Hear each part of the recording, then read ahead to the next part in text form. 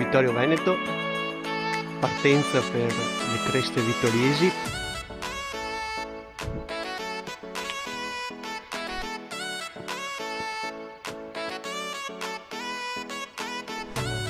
In cima a Sant'Augusta.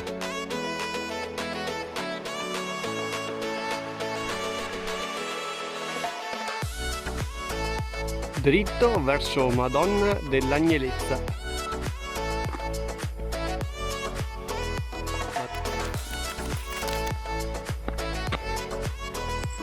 Revine Lago. Questa è la cresta appena percorsa. Obiettivo di oggi lassù, cima del Monte Pizzoc.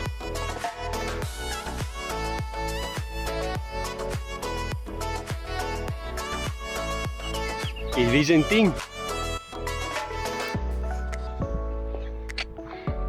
E giù il Col Nudo.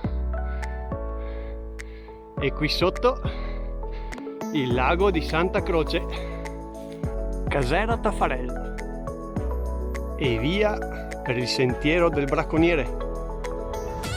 E qui dai Ruderi si prende la direttissima. Ed ecco Rifugio Vittorio Veneto.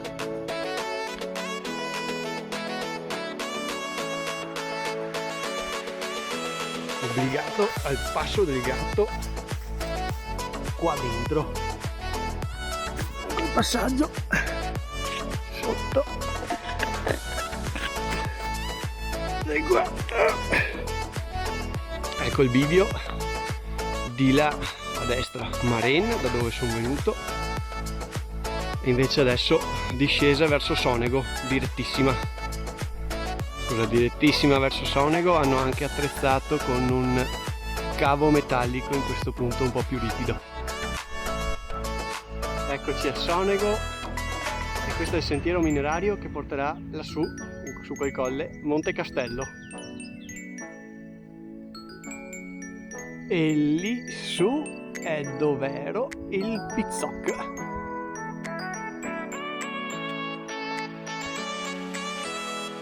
Il sentiero minerario sbuca alle grotte del Caglieron, un itinerario per tutta la famiglia.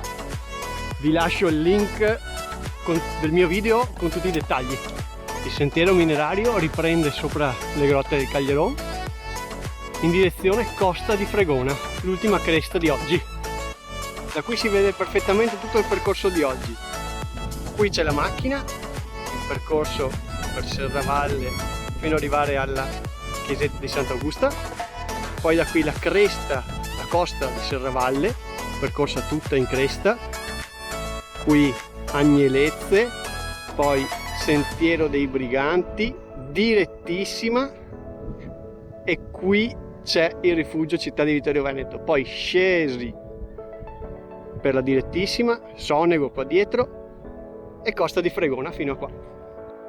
Ecco Madonna della Salute, chiusura di questa magnifica escursione.